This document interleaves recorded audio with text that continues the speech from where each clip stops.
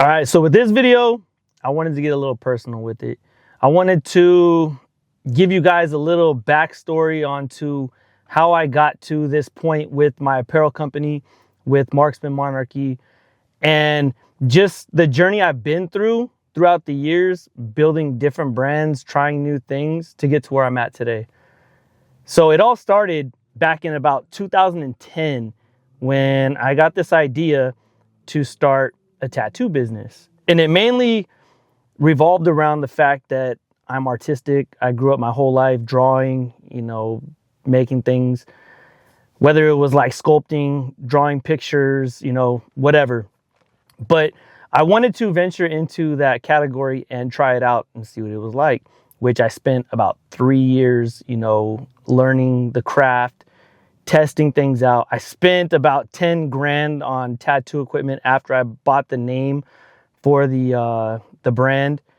And, I just invested all this time into learning about tattoos, learning, the safety of it, the medical side of it, how to take care of a tattoo, how to, put a tattoo on somebody's skin, everything that it entails. And, that journey was pretty cool, but in the end, ultimately, it just wasn't something that I really wanted to pursue long term.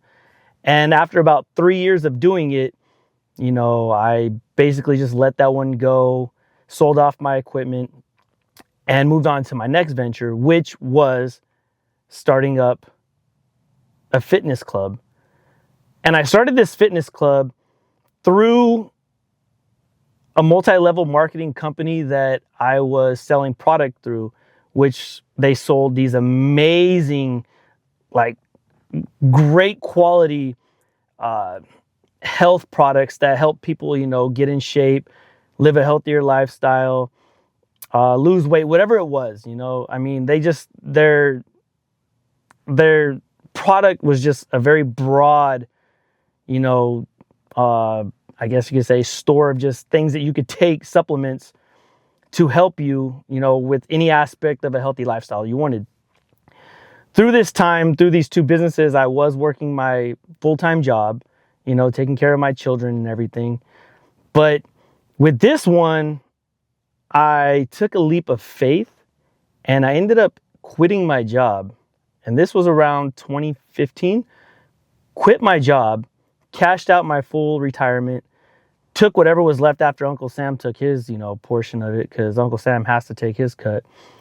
And I took the leftover of that and I just literally went all in on this business, rented out this property out in Redlands, California. It was about 3,000 square feet.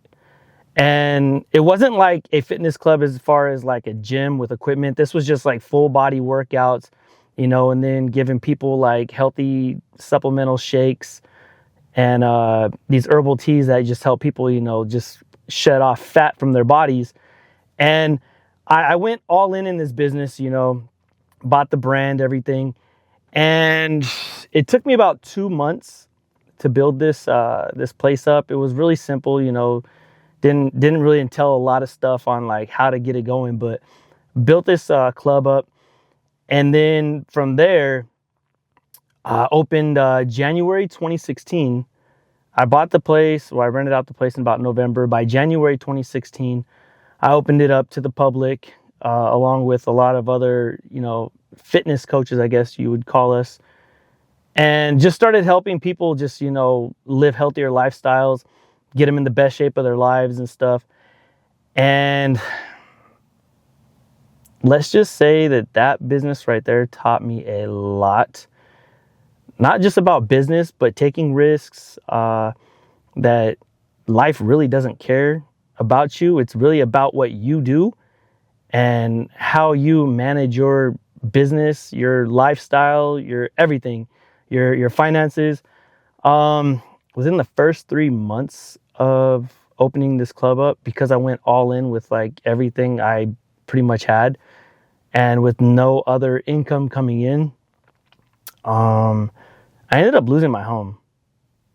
And that was rough. I had 3 children at the time, which I still have my 3 children. but my children were younger at the time. And it was really tough, to tell my kids that we really had nowhere to live at that point, which they all went to go live with their mom. And, I pretty much just figured it out for myself. So I guess you would say the other 9 months of having this club, I really had nowhere to live. I was, just living out of my car, finding places to stay, parking lots, wherever, really had no income. I was living off of whatever little I would get from my club. And I was still showing up every day, helping people, giving that positive vibe. Nobody ever even knew the struggles I was going through. But I had made this commitment, back in 2015 to open this club up and to give it my all. So I was focused, I was devoted, and I just really was all in. So throughout the last 9 months of this club, it just kept getting tougher and tougher and tougher to the point where I couldn't even afford the rent to the club. And I had to make a really tough decision to close it up. A lot of people didn't know the struggles I was going through. But once I closed this club up and I just kind of let that business go, it was like this whole weight lifted off of my shoulders. Even though I was the one who made this commitment, I was all in and everything. It was a really tough time. But looking back at it now, I learned a lot. I learned a lot through how people are, how business is, taking risks, being smarter about my risks, being smarter about my finances. And around 2020, I ended up going back to my old job. I was working this other job in between that time frame, 2017 to 2020. I was, working another job. But I ended up going back to my old job, which gracefully took me back, and from 2020 to now, I've pretty much been working that same job. Very grateful to have it. Very lucky to be able to go back and still have, that job title that I had before, because I was gone for about 5 years. And throughout that time, I was, still struggling, still trying to figure out what to do. But in I would say about 2018. So 2017 is when I let go of the club, the beginning, January, February. And that whole entire year up to 2018, I was just trying to figure things out. What was my next step? What was I going to do? And a big thing that I did is I started, finding mentors. I went on YouTube, I went online, and I started listening to people, successful people that have gone through struggles already, that have already gone through the stuff I've gone through, made it out, and built these amazing brands, amazing companies. And I started watching and listening to them. Well, from 2017 to 2018, I just started reading books, listening to mentors, people that have already made it, and diving into how can I tackle another brand, that I can really just go about it the right way, I guess you could say. And by 2018, I grew inspiration from, one of my younger brothers. He had told me, hey, how about you start another company, but first, why don't you look at these softwares, these tools, which were Photoshop and Illustrator. Photoshop was pretty cool, but it wasn't really my thing. Illustrator, fell in love with it the first day that I even tried to do anything with it. And let me tell you, Illustrator is tough to learn. But once you learn that software, endless possibilities. So 2018, I got into using Illustrator and stuff. And for the first 2 years, it was just mistake after mistake after mistake. But as I was growing through it, as I learned something new, I got excited. Each time that I learned a new tool, a new way to do something. And I would say about that time, 2020, when I got my old job back, I had learned a little bit of skill, enough to where, I could start trying out things, and then I was like, well, where can I take this newfound skill that I have as far as like graphic design, digital art, and all that. And I thought, well, what better thing than to start an apparel company? But then it was like, well, what kind of apparel company could I start? So I started tracing back to things that I've done in the past, and was like, tattooing, no, didn't want to do that. Fitness, no, I kind of let, that in my past as well. But then I realized, and I remembered that back in 2015, before I even started the fitness journey, as far as starting my club, I had purchased my first 2 firearms. And I purchased those at the time just to have something like protection-wise, because I guess that's why we always buy our first firearm, is for protection. Of course, my very first firearm I bought was a shotgun, a Remington 870. And I purchased it, but I really wasn't into the whole like firearm culture yet. So I purchased that. And then through the excitement of purchasing that, I bought my first 9mm, which was a Springfield XD 9mm. Purchased these 2 firearms, and they literally just sat in my closet.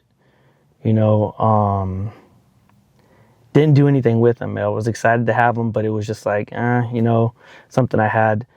And in 2016, through the times that I was struggling with my fitness club, I ended up selling both firearms due to, needing money.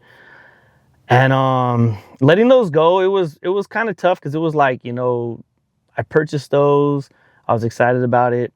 I really wanted to get into it, never had a chance. And now I'm letting something go that I never really put much emphasis into, really didn't put much of my heart into. So now we go back to 2020, and I'm trying to figure out, let's have an apparel company. I was like, oh yeah, well, I purchased these 2 firearms back in the days. Let's get back into firearms. So I purchased my next firearm, which is a AR-15, a Springfield St. Victor, which is badass gun. Purchased that, fell in love with firearms again, and I thought, shit, man, you know what? I want to get back. I want to do an apparel company for firearms, but I'm going to tackle this differently. So the first apparel company that I started was called State of Arms, and I guess for 2 years, it was just, trial and error. I tried the sticker thing, tried the heat press, tried whatever I could, go into these little shops, do embroidery. Apparel companies are a lot harder than I thought it was. I thought it was just gonna be something simple, design something, slap it on apparel, and that was that, call it a day. Oh, heck no. A lot tougher than I thought it would be. Creating designs, it's not just about making something, slapping it on a shirt or a hoodie or whatever it is, and just putting it out in the market. You really have to figure out like what you want your brand to be. And the first 2 years of having State of Arms, I had no clue. I was really lying to myself. I was just trying to throw stuff out there just to make a quick dollar. And the problem is I wasn't being true to myself, and I wasn't being true to the customer base I was trying to build. And the brand became something that I didn't want it to become. It became very political. And yes, we all have our sides in politics, but I'm not one to really express my political views with people, nor do I really want people to express their views with me. And that's where my brand was going. And it was really dividing people, and I know that there's people in all, aspects of politics that love firearms. And I didn't want to just limit myself to just one group of people, It's a culture. Firearms is a culture, and I wanted to kind of keep that purity of that culture, So in 2022, I slowly started to let that brand go and just really stop focusing on it, stop focusing on designing and stuff for that. Got rid of my heat press, my sticker cutter, all that stuff. And by 2023, I was like, okay, I'm going to rebrand myself. I've let my brand kind of like die down a little bit, stop promoting it and stuff. And mid 2023, I just scrapped it, let it go. I know I have this history of just kind of letting businesses go, but I don't let businesses go in the sense of, like, I tried it, I'm done with it. I really put my heart into everything I do. Whether it's the tattoo business, like I said, I spent 3 years really reading books, testing things out. I mean, I really didn't tattoo hardly anybody because I really wanted to know, the culture of tattooing and everything that surrounded around it. I wasn't going to just slap tattoos on people and just jack up their skin and call it a day. And then the fitness realm, like I really took my whole life savings and just went all in and really, really put my heart into it. I mean, come on, I had nowhere to live for 9 months and I was still helping people get in the best shapes of their lives. So I don't look at myself as a quitter with businesses and brands. So in 2023, mid 2023, I let State of Arms go. And I was like, I'm going to rebrand myself. I'm going to give myself time, and towards the end of 2023, I came up with this new brand, Marksman Monarchy. I feel marksman, people who purchase firearms, everyone wants to become great at it. Marksmanship, marksman. I felt what better way to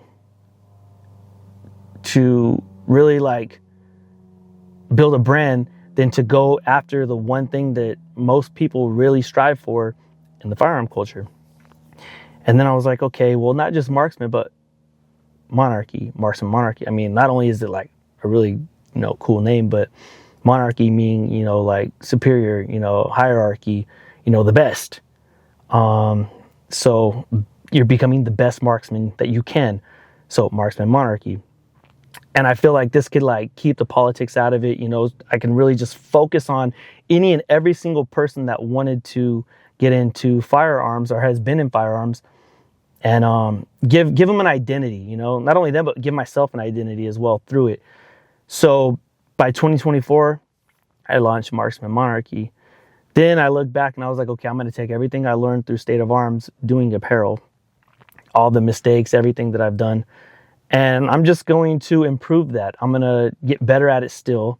I'm still going to do my research on everything and build that brand. And let me tell you, all of 2024, it was really just a learning experience as well with Marksman Monarchy as far as apparel.